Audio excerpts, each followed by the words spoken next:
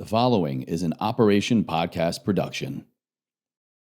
I feel like music doesn't get enough credit in the mental health space. I it's the really only think thing. that music has saved my life on more occasions when nothing else would. 1,000%. I 100% have had singers, albums, songs that have saved my life. I mean, I'm such a believer that, the universe, God has put us here to really kind of learn something, right? We're all here on our own personal journeys for our own personal learning, whatever our soul is meant to learn. We figure that out as we go, right? And I think sometimes the amount of competitions that I've been in, being not a very competitive person in nature, has kind of shown me like, okay, how am I able to take this and be like, gracefully be like, thank you so much. I didn't get it, or I didn't win it, or I didn't whatever, but I'm still so content with myself, or content with my job, or content how I performed or showed up or whatever. And if I wasn't content from it, how did I learn from it in order to be better for myself next time? Or see, this may not be the space for me. It's really up to the universe. It's up to the universe. Who's going to get exactly. this? Are you ready for a wild ride? I'm Alexis Artin, and I invite you to strap in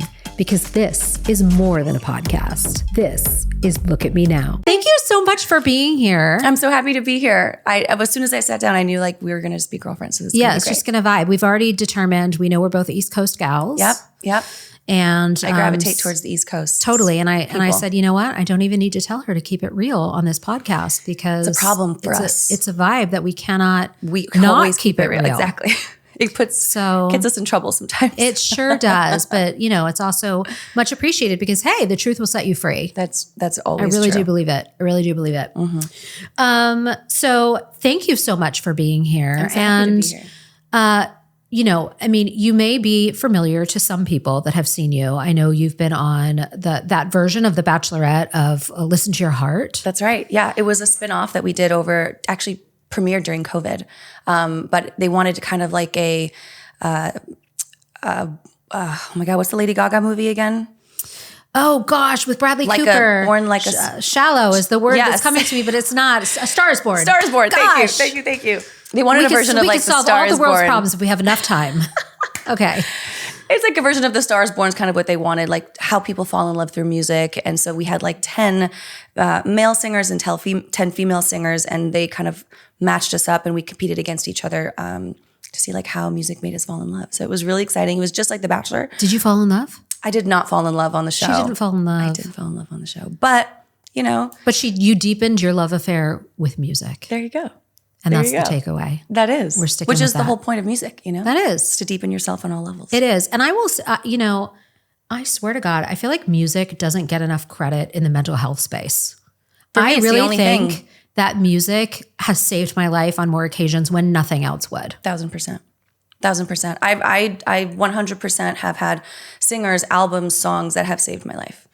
And the thing is that people don't even realize that when I'm very big on manifestation and affirmations and kind of saying the things you want to say, and I'm careful to not say the wrong things to make sure that I don't, put in that into the universe.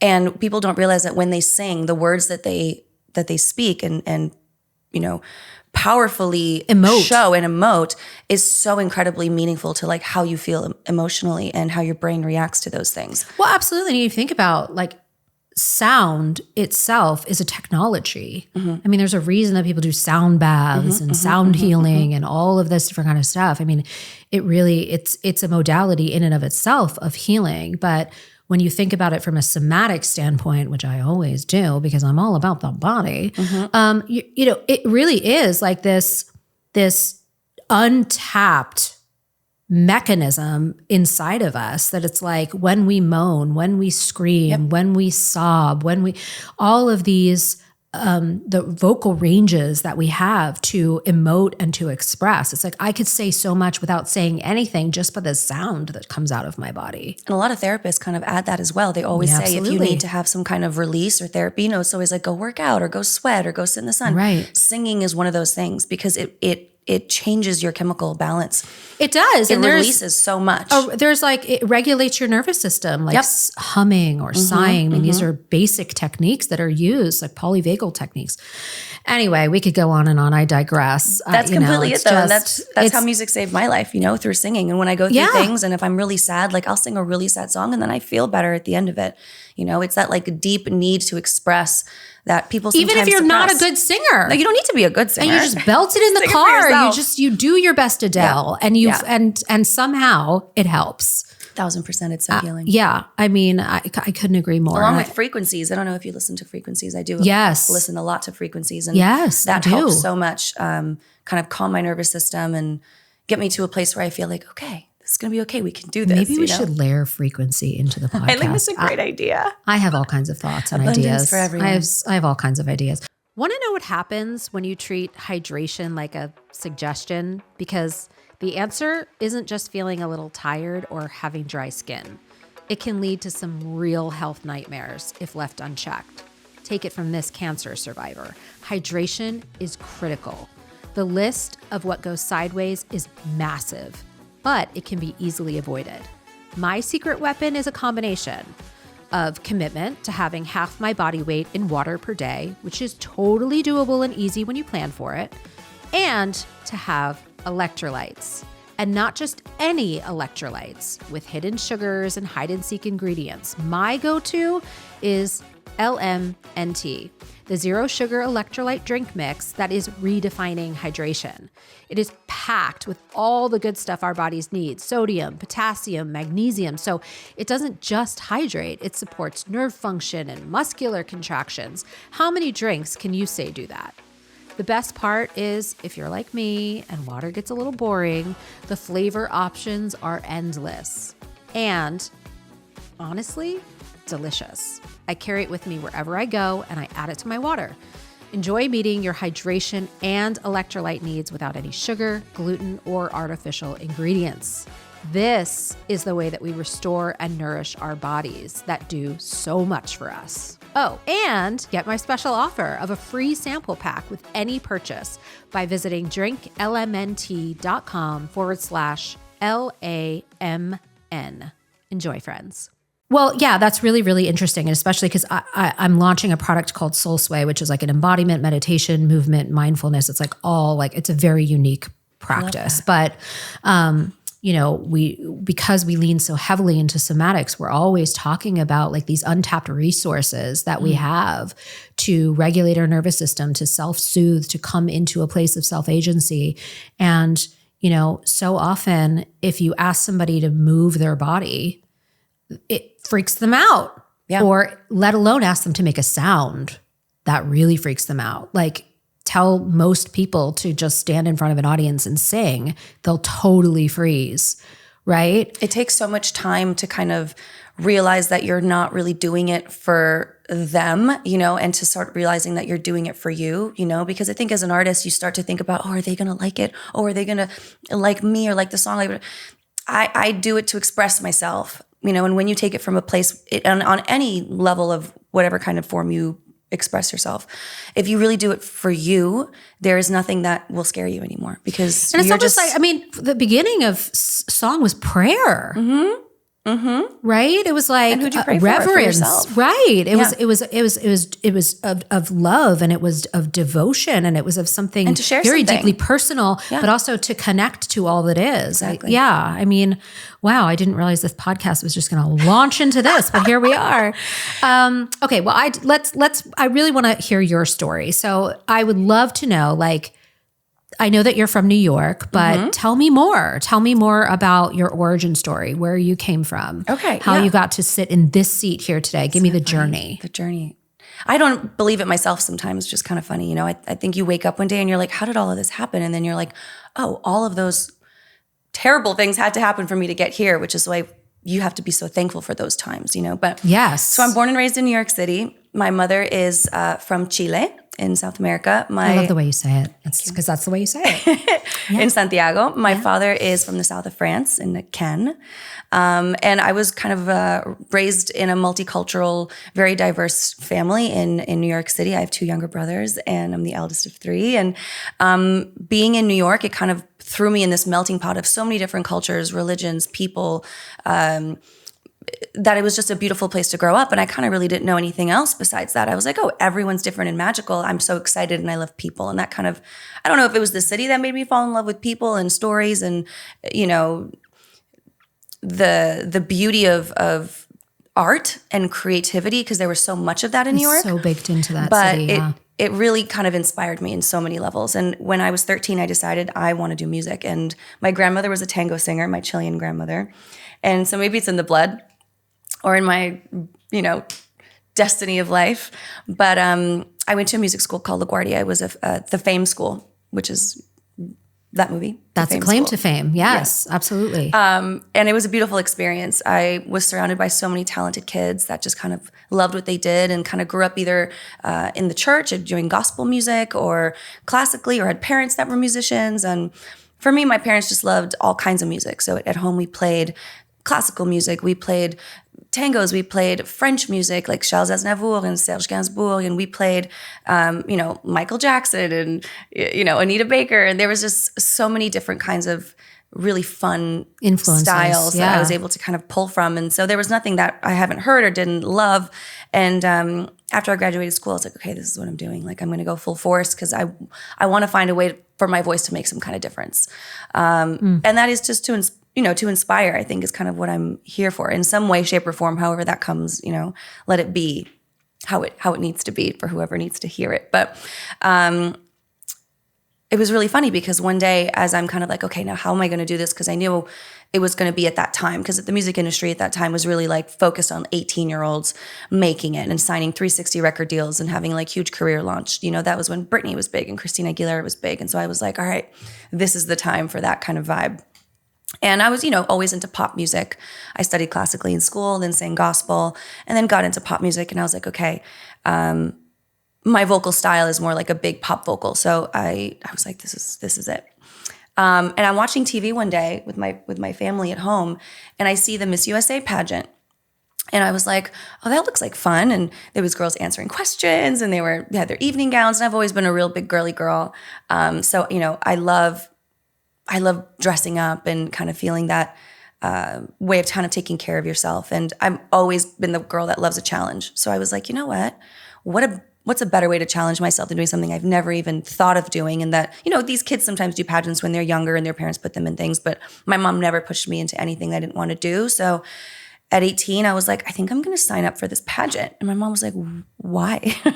And I'm like, well, why not? Like, I bet you I'd, have fun doing it and learn something new and challenge myself. And I'd never really pushed myself for something till then, I think I was 17. And a big part of it was like a physical fitness, you had a swimsuit competition and all of that. So I put myself through that, and it was more of a mental challenge than anything. It's like, all right, I'm going to go every single day. I'm going to work out, do workouts I've never done before. And feeling that gave me so much more empowerment, and I felt strong, and I felt beautiful, and I felt, confident in so many ways. We did the pageant. My mom and I had no idea what we were doing. The first time, I actually won on the second time. The first time I did it, we bought a dress that I liked in a store. It was like a cheetah print dress, and I never really wear that. So it was kind of like, oh, this will be different and fun. And I came in third. After I experienced everything, I was like, okay. I was like, Mom, I'm coming back next year and I'm winning. She's like, what do you mean? I was like, I'm winning next year. Like, this is what we're doing. And since then, it was like, I've always told myself, if I want to do something, I need to visualize it. I need to tell myself it's happening, and it's going to happen. I've always sort of had that in my mind. And they were beautiful. There's 200 beautiful girls there, intelligent, beautiful, prepared, trained talented women, you know? And I won. And I remember that day being like, okay, I don't care how beautiful this girl is. I don't care how talented. I don't care how prepared she is. The mothers talk to my mother, and they're like, "Oh, how long has your daughter been training for?" And she's like, "Oh, she just picked something out yesterday." Like it just, maybe it was because I was so natural about it, and it was just myself, and people were able to see that, as opposed to over rehearsing, which a lot of these girls kind of put so much pressure on themselves for, instead of just being authentically like, this is how I am. Whatever the case, I was so blessed to be crowned Miss New York Teen USA at that time. And then I was able to kind of tour the whole state speaking on behalf of domestic violence. And I spoke with the mayor, and I visited high schools and middle schools, elementary schools. And the little girls that see you, you're kind of like, okay, I need to be able to be a good role model or some kind of good example for these girls, because they really look up to you like, oh my God, you're the princess, And you're like, I'm not, but I have to be for someone, in that sense. So I was really careful with, how I I portrayed myself and how I felt about myself, you know? And I think that carried through in the people that I magnetized towards and who magnetized towards me in that sense. That's amazing. And, you know, I really want to call out something really important that you said, because, you know, a competition like that, you are at the epicenter of compare and despair, right? Like inherent in the word is competition. Yeah. Right? And which I don't like. And I've been always forced into my whole life. And yet you were able to, in your own right, in your own way, somehow come to a place of understanding in yourself that this is me staying in my lane, focusing on what it is that I came here for, to learn something new, to put myself to the test at something, to recognize that each one of us brings an amazing, you know, value to the table in all of these arenas. And I'm going to take the responsibility that is being handed to me as a winner on top of all of that as just that, a responsibility. And I think that's really unique, especially at 17 years old, to be able to show up that way to something that inherently loaded, right? And layered and padded with all kinds of expectations and pressures around beauty and all of the things that so many women struggle with. And, you know, I think I owe a lot of that to my mom, because kind of growing up, I was never told, oh, you have to do this or have to be that. I was a little chubby girl. I was chubby in my 12, 13, 14-year-old kind of age. And I was never told like, oh, you need to stop eating this or you need to stop wearing that. You know, I was very much always like a little girl until I, you know, was in my late teens, early 20s. And I was never shamed for anything of like, oh, I'm a little heavy. It is, you know, she's like, you're beautiful as you are. You're great as you, you know, like that kind of enforcement. Eat more pasta. I'm a pasta queen. They call me the pasta queen. I did what I loved. I did what I liked. It's like, I didn't have to think about those things because it's like, I was able to accept myself no matter what size I was, no matter what, you know, way I felt in that time. And so because of that, I really went in with the mentality of like, look, I'm me. They either like it or they don't. And I never make it personal. You know, it's like, I always tell myself, and I train as well other pageant girls or help coach them when they're going through their competition phase. And I always say, I'm like, you know what? You cannot put yourself down on any level for them not picking you or choosing you, because at the end of the day, these are human beings with their own filters, histories and their own filters. Maybe you remind them of an ex-girlfriend that broke their heart and they're like, I hate blondes that look like this because that girl broke my heart and I can't stand her and I don't want her to win. It has nothing to do with you, you know? Right. And so why go out of your way to put yourself like, oh, I wasn't good enough or I wasn't this. Another day, another time you would have won. Another day, another time, another person would have liked you or didn't like you. It has nothing to do with you, you know? And for me, if you have that acceptance through everything you do in life, if you get the job, don't get the job, make the casting, be on the show, don't be on the show, sing a wrong note, it has nothing to do with you. That's the day you were in that day and you did your best that day, you know?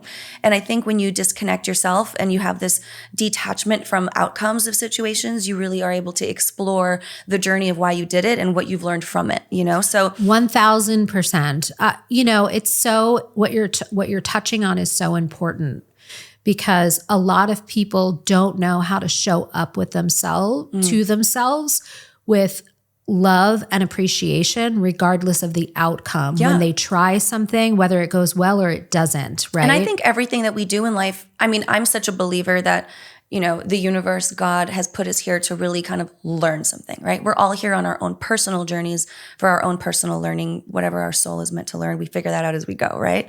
And I think sometimes the amount of competitions that I've been in, being not a very competitive person in nature, has kind of shown me like, okay, how am I able to take this and be like, gracefully be like, thank you so much. I didn't get it, or I didn't win it, or I didn't whatever, but I'm still so content with myself, or content with my job, or content how I performed or showed up or whatever. And if I wasn't content from it, how did I learn from it in order to be better for myself next time? Or see, this may not be the space for me. And I'm so glad I did this to realize that that's not the girl that I am.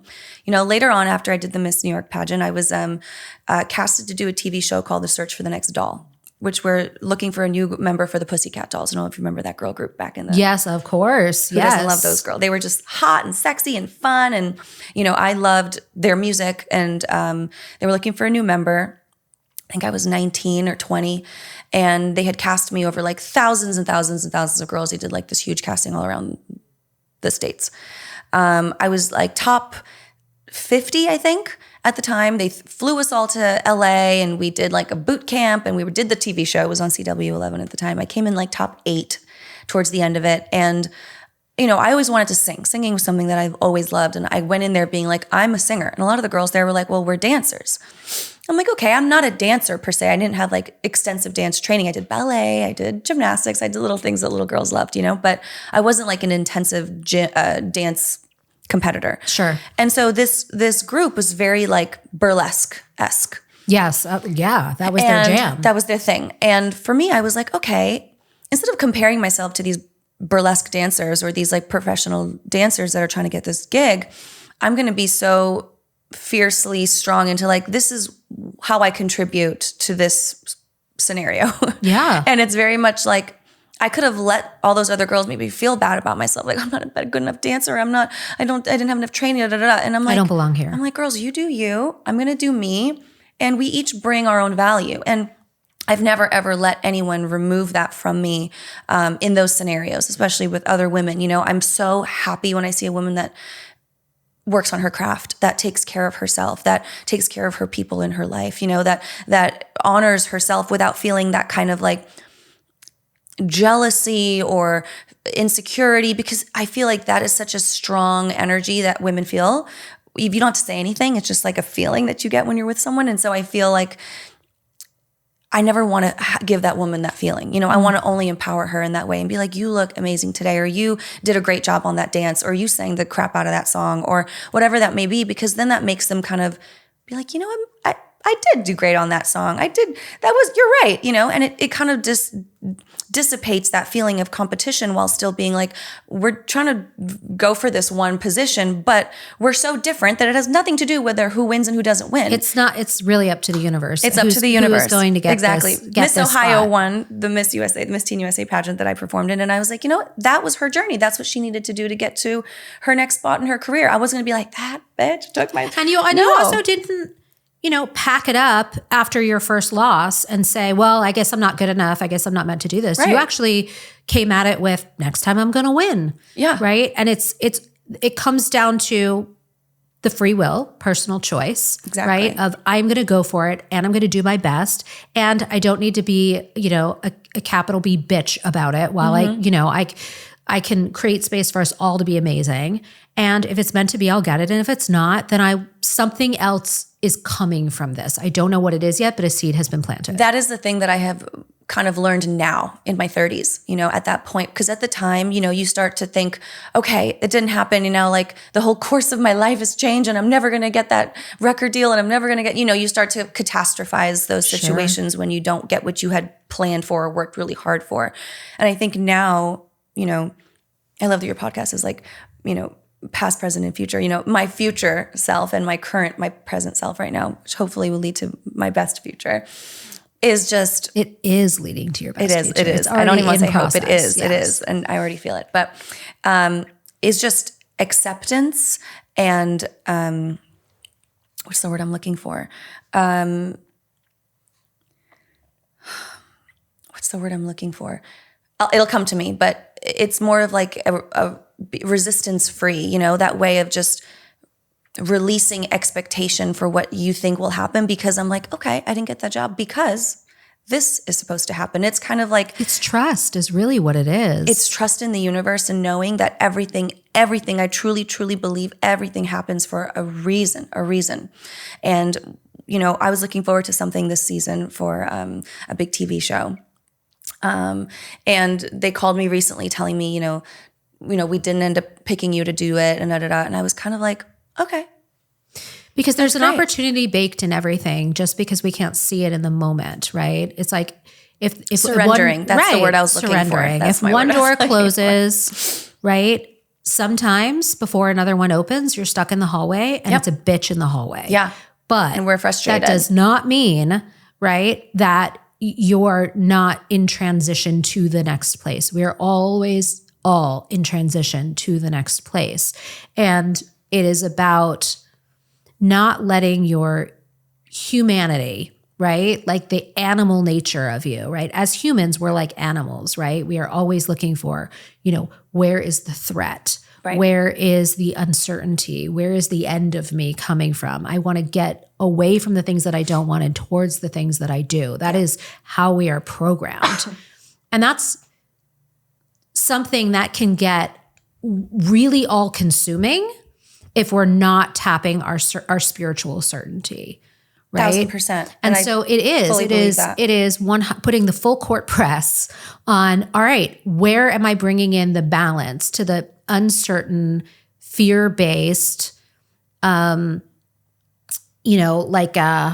God, now I'm looking for the word, but it's this like scarcity, right? Yeah. I want to move out of this scarcity place. And the only way to do that is to tap your spirituality, to tap your trust, your certainty, to bring that all in and to say, you know what? It's all working out for me. That's exactly. And that's not always easy to do. It's so hard. It's the hardest thing to ever do in your life when you kind of have that feeling of, like you said, abundance mindset, have that feeling of no matter what happens, this is for my greater good. And you have to say it to yourself. That's my secret that I've been, it's a muscle. You have to work that constantly. And I think that is where I'm at right now in my life, where I'm like, this is happening for me. Life is happening for me, not to me. Yeah. This situation happened for me, not to me. This is meant to be for me because something else is coming that is my true, connection of what I need, as opposed to whatever the universe takes away, he gives back in tenfold, and in that I truly, truly believe in. And I used to be so stressed, and you put stress upon yourself with your thoughts of like, oh, it didn't work out. My life is over, da-di-da-di-da. And you're like, no. You need to take a breath and be like, thank you. Well, it's interesting that you say like my thoughts, right? Mm-hmm. Because somebody listening to I can't imagine that anybody listening to this, it doesn't lean in the direction of the things that we're talking about. But somebody might listen to this and go, what a bunch of new age gobbledygook these girls are spinning, right? Try it and let us know. Well, I mean, and here's the thing about that, right? Is there was once a woman that I worked with, and her name is Marissa Peer. She does RTT, rapid transformational therapy. Anyway, you may love her, you may not, whatever. Everybody's out there doing their thing. But she does say something that I quite enjoy. And that is, our minds are always lying to us, right? Like, why not tell a better lie? Right? And whether you believe in this gobbledygook or you don't, if you're in a space of suffering, if you're in a place of resistance, if you're in a place of, God, I'm stuck, or I can't catalyze past this challenge, or whatever it may be, try a better lie. Even if you don't believe in this gobbledygook, who knows, right? I can tell you it saved my life, but whatever. This isn't an infomercial. This is just us off the cuff talking about what's worked for us, right?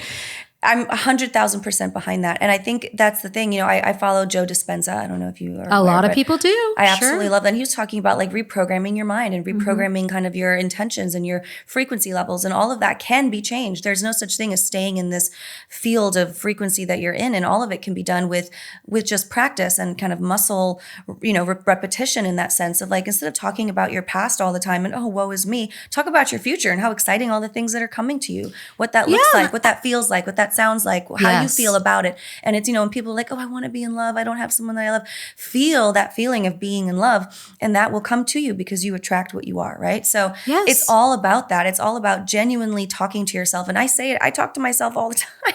I do too. I think I'm crazy. But I'm like, it's going to be fine. Everything's okay. Everything's working out. My kids look at me, my husband look at me, who are you talking to? Myself? You have to at some point. Even if it's in the shower, if it's in the car, if you feel embarrassed or whatever it may be, like do it when you're looking yourself in the mirror. That's kind of really popular as well. I'll do it before a show. I'll be like, Natascha, you got this. You're gonna be fine. And I'm freaking out before a show because I don't want to mess it up, or I'm doing a live TV show. My biggest show was on live TV for something like 3 million people.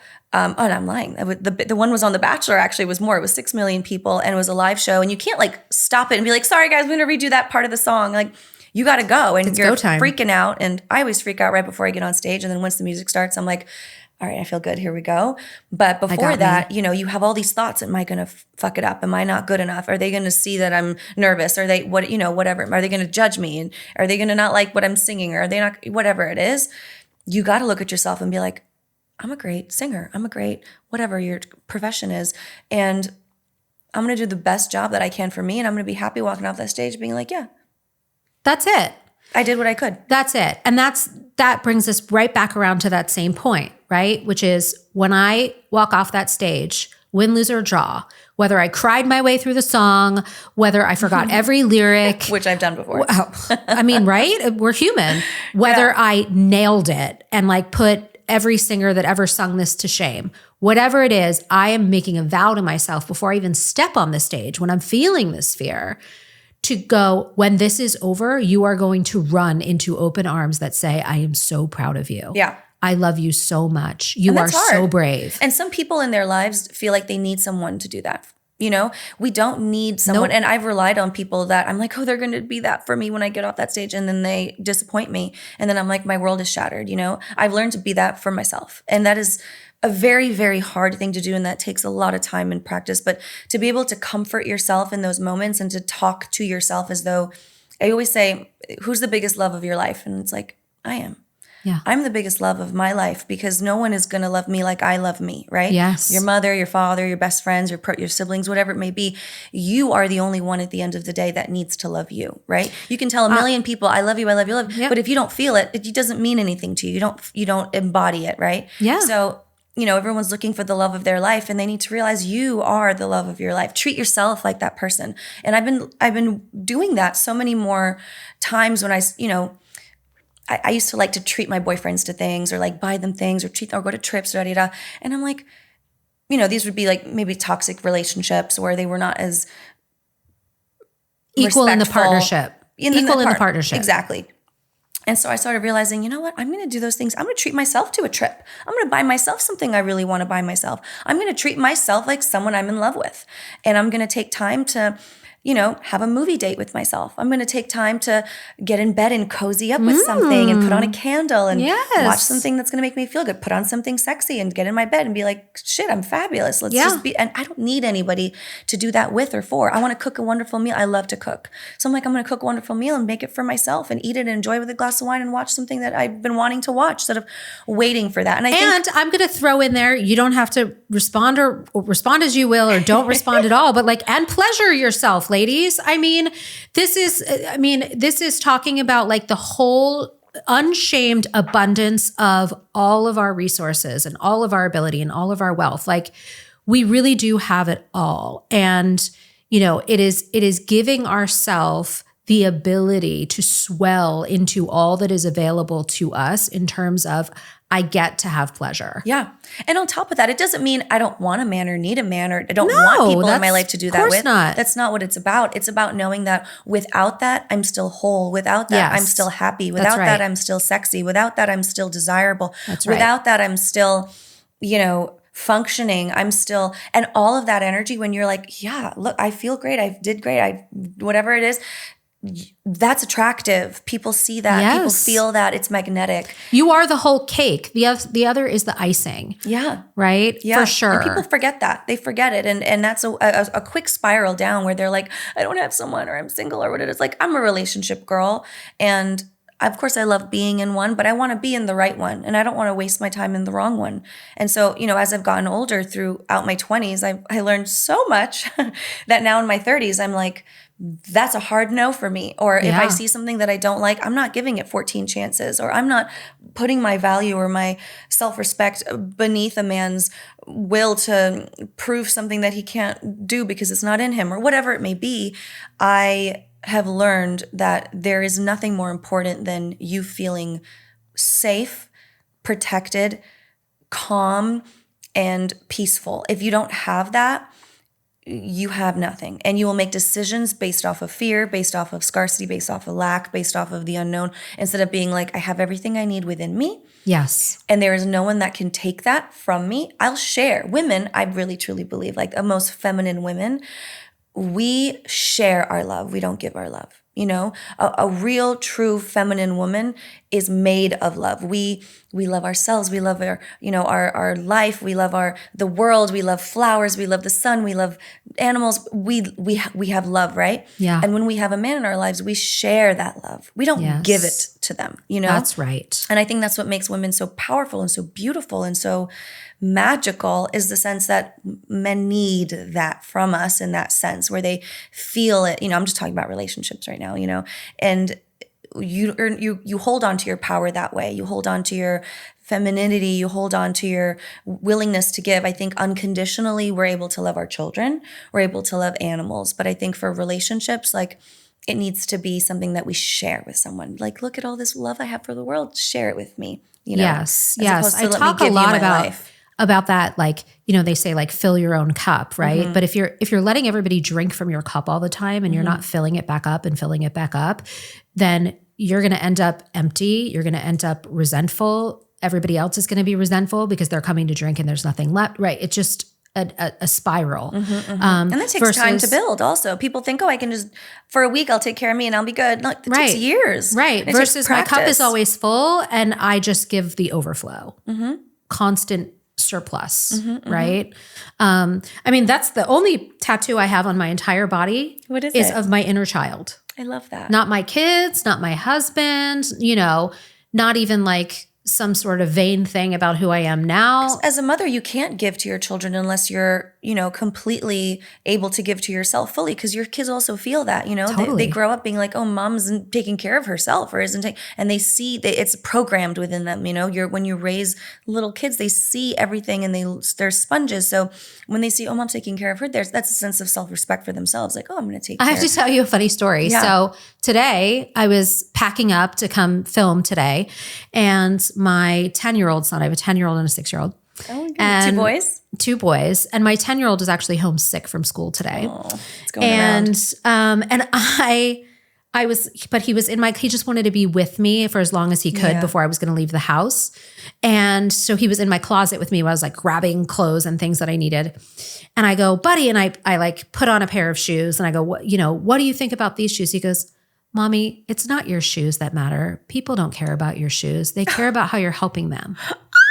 Did you just die? Were you like a puddle? I literally almost collapsed on the floor. I would have died. I'm dying now and like from second degree. Almost collapsed on the floor. That's beautiful. Like into convulsions because I was like, oh my God, it took 10 years, but I just had a glimpse. I had a glimpse that something is going right here. Right. Something is going right here. It's so beautiful. Because you're constantly questioning when it comes to parenting. But anyway, it really is like where we get information about who we are and what we choose to adopt and internalize and make true for us and what we don't. What we say, oh, that's actually not for me. And being able to pick and choose, right?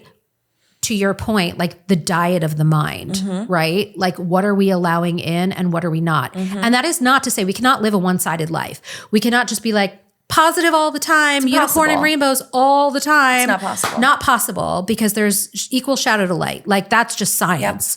But it's about knowing that when the shadow feels too immense and too dense and too dark and too overwhelming, that you are not looking for the light that is equally there to restore yourself back to what else is possible. Yep. I mean, and that's the thing. When I would be heartbroken in my early 20s, like it was the end of the world. Like I was like, I wouldn't function, and now 1,000%. I was recently heartbroken a couple months ago, and I was able to really see how I've grown in the way I accepted it. And it was like, okay, I'm going to be okay. I know I'm going to be okay. And I'm going to use the time that I need to get back to where I got to go. But I know I'm getting better. There's no, not possibility of me recuperating from this. And so you really see that thing of like, you have to tell yourself, you have to talk to yourself, you have to constantly remind yourself, like, I'm fine. I'm going to be fine. This is going to be okay. However long it takes. Of course, there's a process through that, Absolutely. Which is very hard and takes a long time. But you need to be like certain, I'm going to be fine. No matter how long this takes, there's an outcome that is going to be what I'm looking for.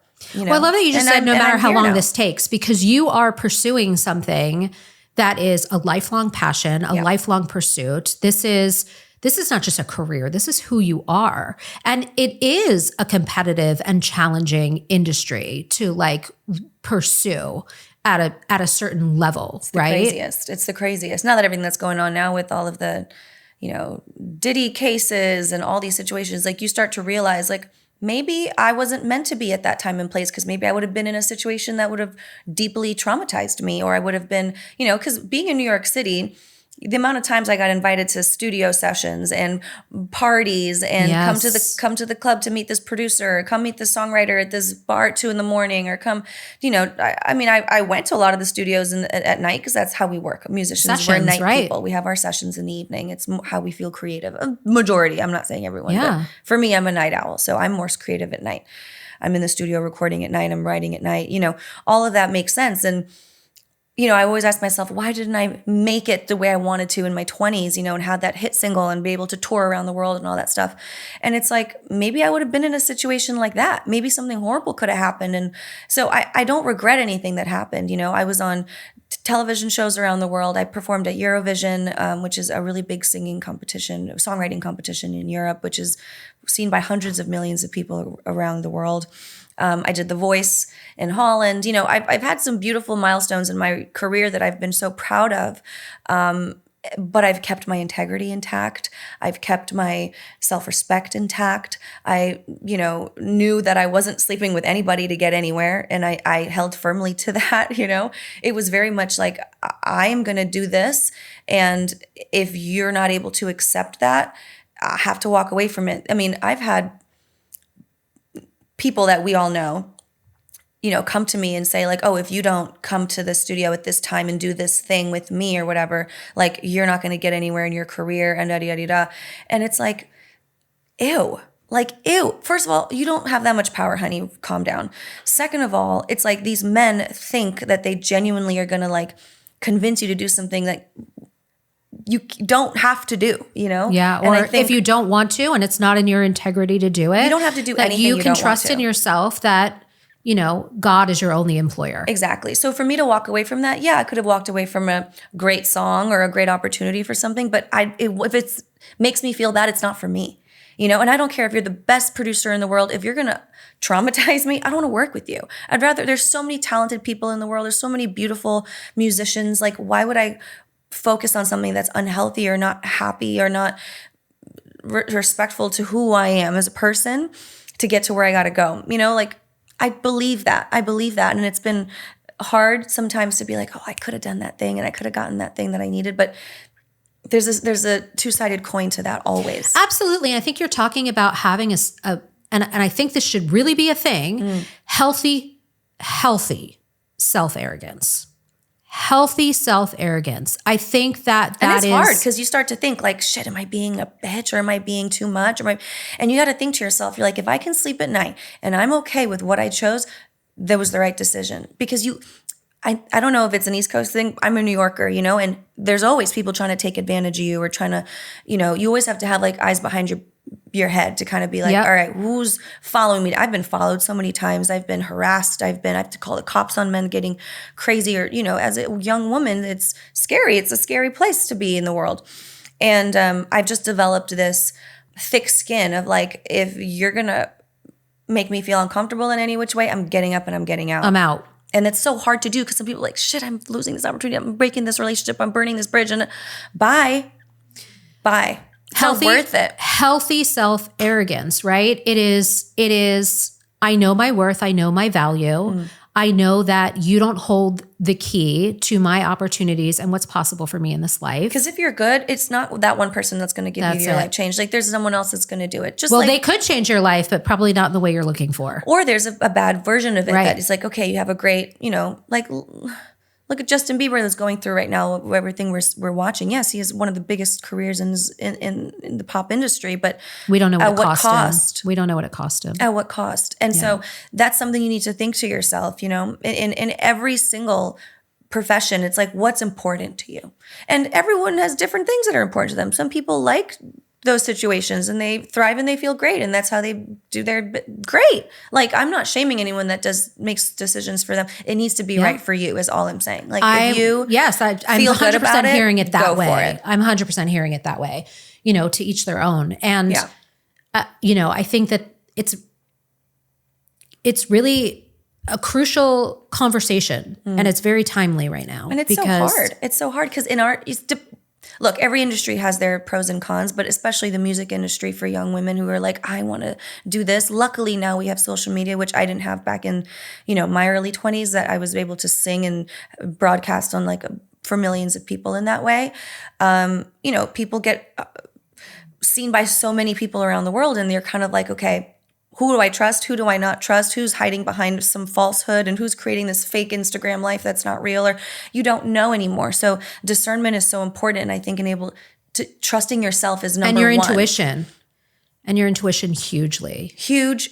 Like that's the one thing that I will like die on, like that You'll hill. Die on that hill, right. There is nothing stronger than a woman's intuition is her most powerful superpower. Like it is something that I did not know that I had growing up. It really was like, well, I would talk myself into things or talk myself out of things or overthink a situation. And, I needed to just have someone to like smack me and be like, listen to your intuition, because you're right every time. There is not a time you're not right. If you walk down the street and there's someone funny and you're like, I don't want to cross the street because I'm going to be rude. That's going to be rude. If I like cross the street, he's going to be offended that like he thought, cross the street. You know what I mean? Like I am not afraid. I really, truly, I don't know if this is again being from New York City, of offending anybody. Like if I'm sitting next to somebody on a train and they're giving me weird vibes, because people will take out a knife and stab you on the train in New York. Like if I get a weird vibe from anyone, I will get up and move and sit across from them, or sit in another train, or get up and get into another car.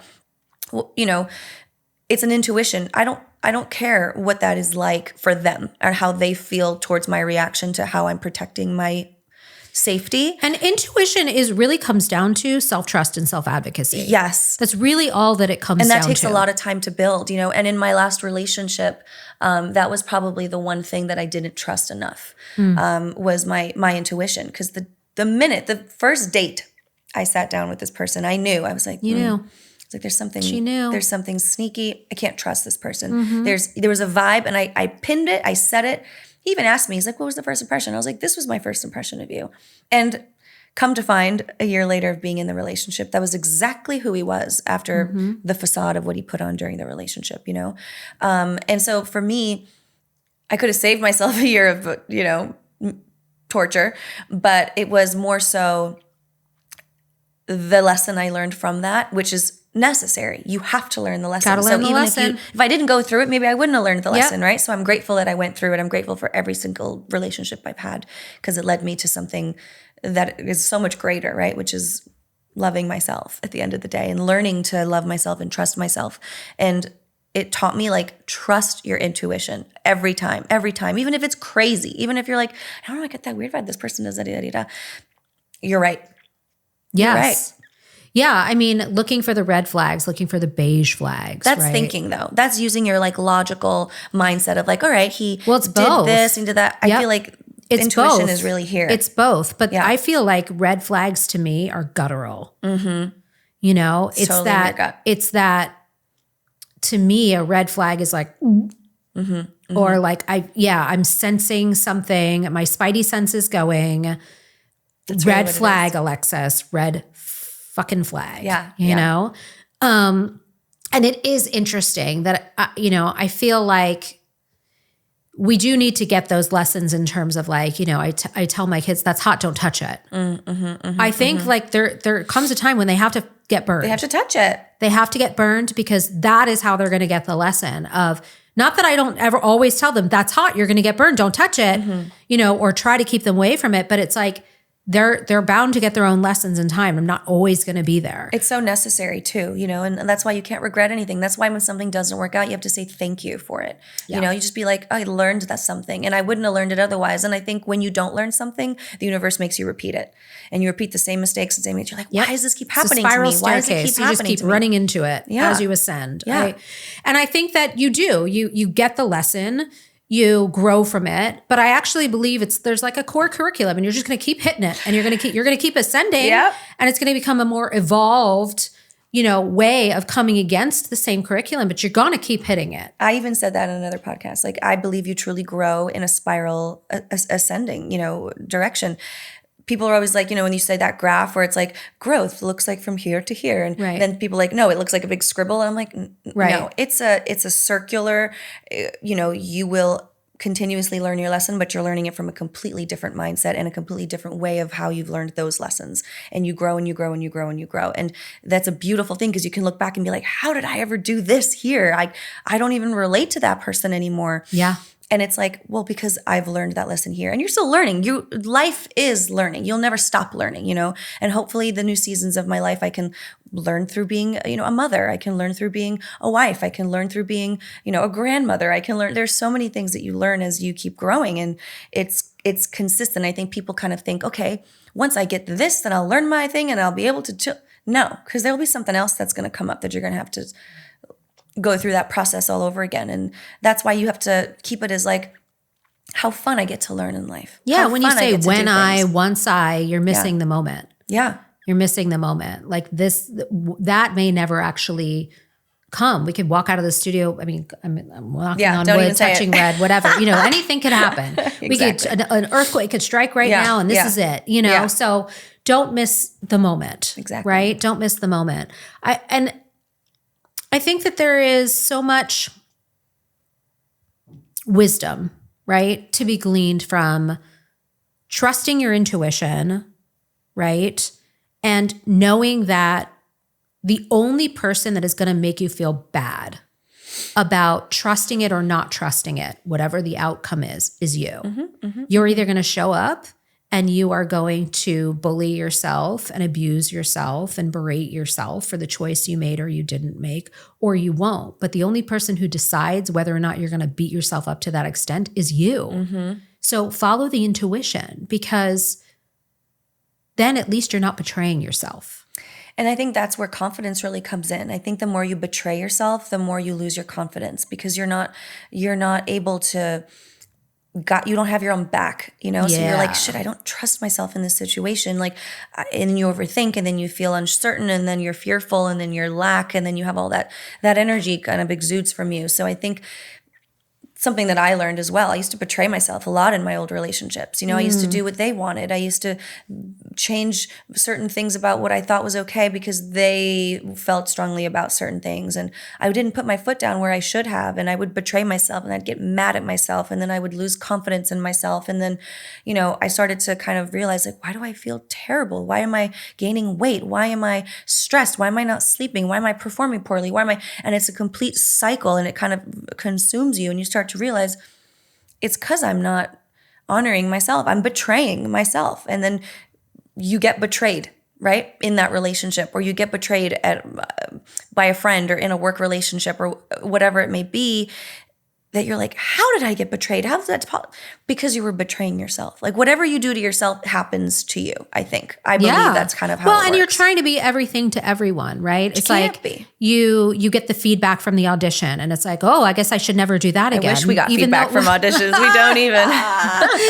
You know, even if it was essential to your character, you know, it's like you could very easily be stripped of that. Or you get into the relationship and the guy or the girl or whoever you're with doesn't, you know, like or approve of that or want that side of you. So you go, oh, okay, I'll just suppress that aspect of myself to make this other person happy. And honestly, like, the more people and relationships and, you know, expectations and agendas and transactions that you have going on in your life, the more that you start to morph yourself to fit all of those different things, where are you left? You lose yourself.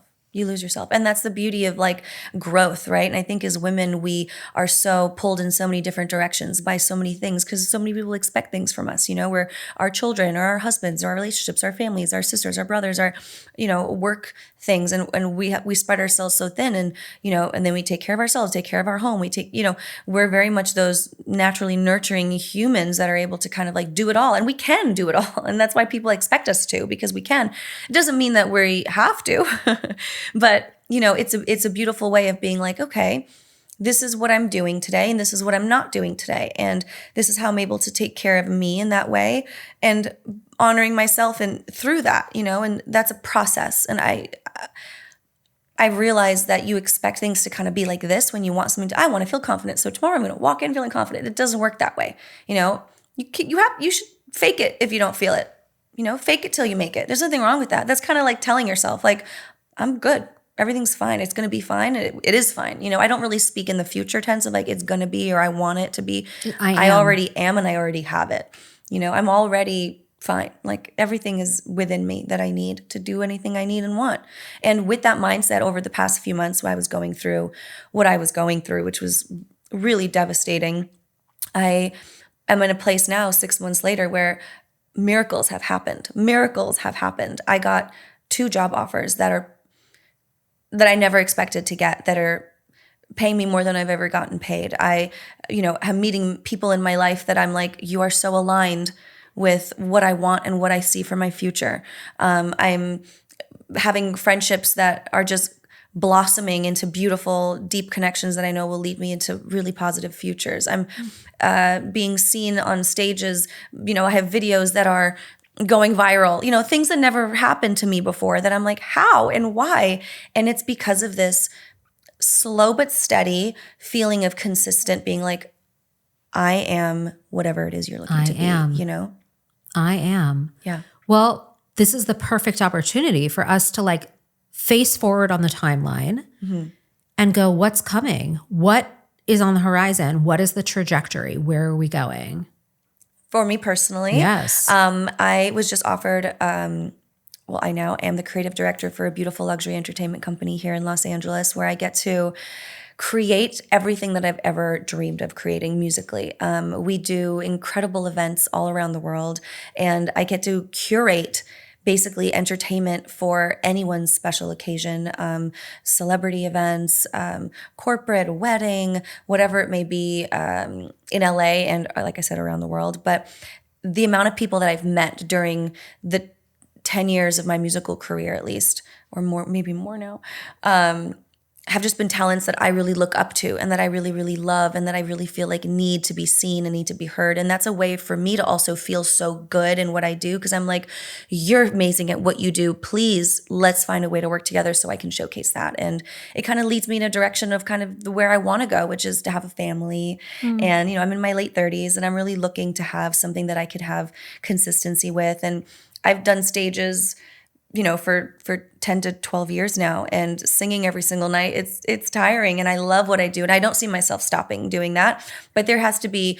ways that I can still feel creative and have that break if I need to, Absolutely. And I see that happening for me in the next 5 years of my life. So I'm hoping that I'm setting myself up for a position where I'm able to kind of give other amazing artists an opportunity to be seen and to be shown in their best light, and I get to creative direct the entire process. So I'm, creating the music for it, creating the staging for it, all the costumes for it, really in a way that only I can do, because I've worked a lot in Europe with different bands in France, and with that experience, the European style isn't something we see here a lot in the States, and so be able to bring that here and mix it with kind of my background and my taste of what I love in fashion and music. And it's a bit of a mix of all of that, I really hope to build something different, something that I'm proud of, kind of a brand new baby of my own in a sense. So exciting. Yeah, I'm very excited about it. It's something different for me, but I'm up for the challenge. So absolutely.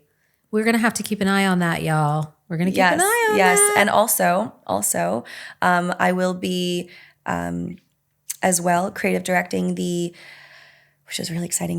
I've told no one, so I don't know when we're releasing this, but breaking news.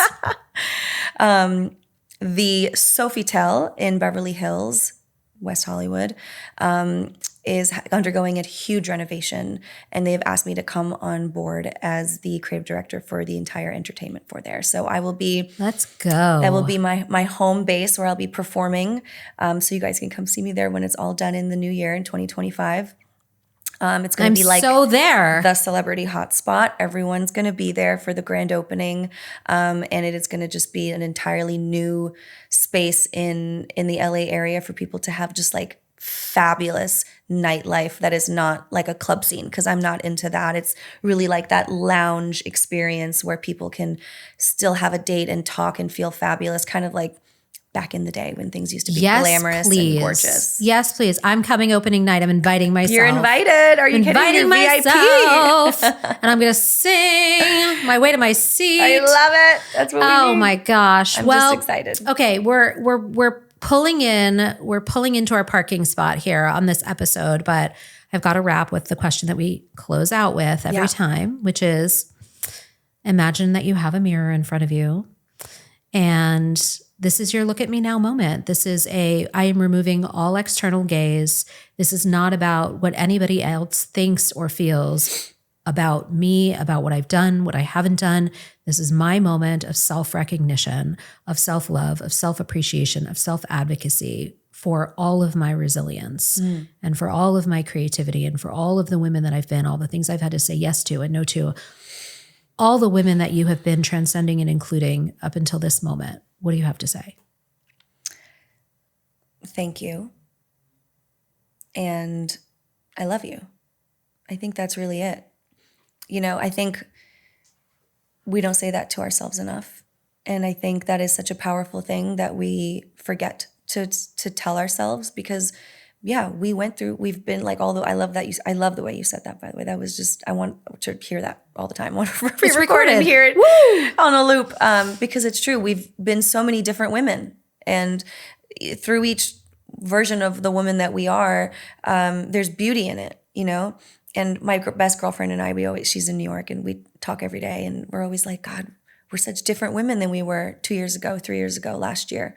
Like the things that we felt and did and would do and think about even ourselves, we're not that woman anymore. And that's such a beautiful thing that to see our growth with someone else who appreciates, you know, what that's like. And those are the best kind of people that you have in your life, the ones that love to see you grow and love to see you transform in every beautiful way we do, you know, and I'm really grateful for that. I'm grateful for those people in my life, and I'm grateful to myself to not giving up on myself, not feeling, you know, like not feeling like it's over, because it's never over, you know. And I think sometimes we get caught up in the scenario of what we're in right now in the present, and we got to think to ourselves like, okay, there's this girl I follow. She always says, do it for the plot. Like, this is just a chapter in our beautiful book.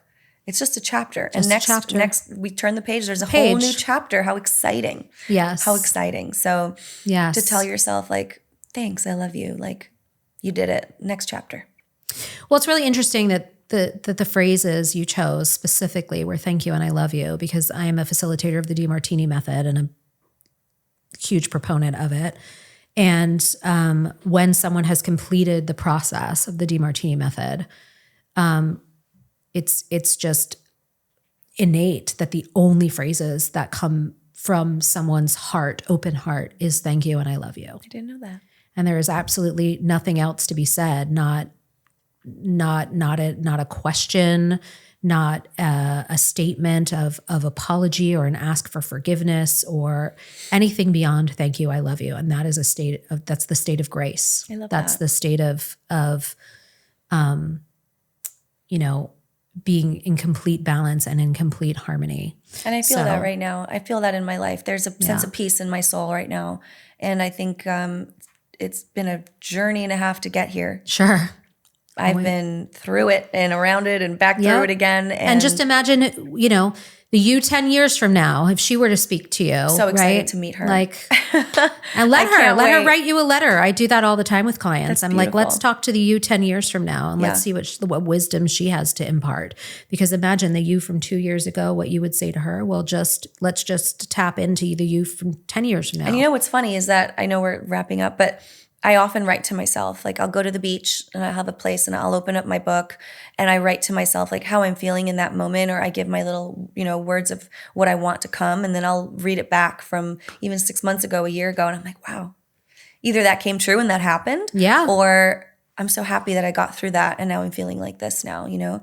So it's really powerful to talk to yourself, I think. And I think that's a good takeaway, is just the only person who is going to be with you 24/7, 365 in every scenario you ever go through is you. Mm-hmm. That's the only person that is going to be there and experiencing everything that you experience. Like, even if I had a twin who was conjoined to me, and with me 24/7, 365 for like the entirety of my life. They don't have my brain. They're not feeling the feelings that I'm feeling. You know, it's like, this is a total solo mission. Yep. And so who has to be there for that person? Who's the only one who could be there for that person? Yeah. It's you. And cultivating that is a lifelong journey, and you got to have grace and take it day by day and just give yourself little treats all day, you know, like yeah, it's is a gosh, treat. what was that movie? Just Friends with Ryan Reynolds, which I think that movie is so hilarious. But I love his mom, who also played Elaine in Airplane.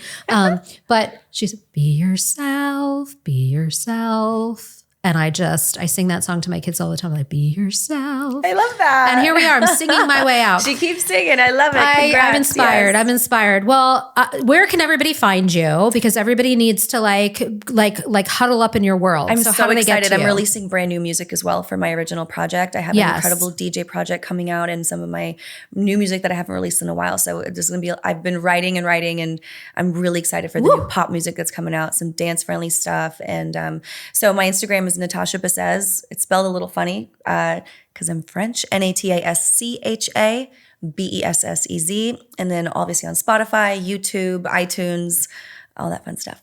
Well, I'm friending her. We're friendsing. We're already girlfriends. We're friendsing. We're socialing. We're doing the thing. Maybe we'll drop some stuff in the show notes as well to make it like way accessible. Thank you. I'm going to be at the opening of the Sofitel. Yeah, it's all happening, people. Yeah, you are. It's all happening. This is like Girl Gang is uniting here. We are putting our foot on the gas. Thank you so much. Thank you so much for being here. Really this was pleasure. a really lovely conversation. Next time we'll have some wine with it. Okay. Yeah, we'll sing a song next time together. We will. We're going to plan a duet on our next episode, everybody. Here we go. All right. Signing off from Look at Me Now. Love y'all. Join us for Look at Me Now, wherever you listen to podcasts. And be sure to share, like, and subscribe.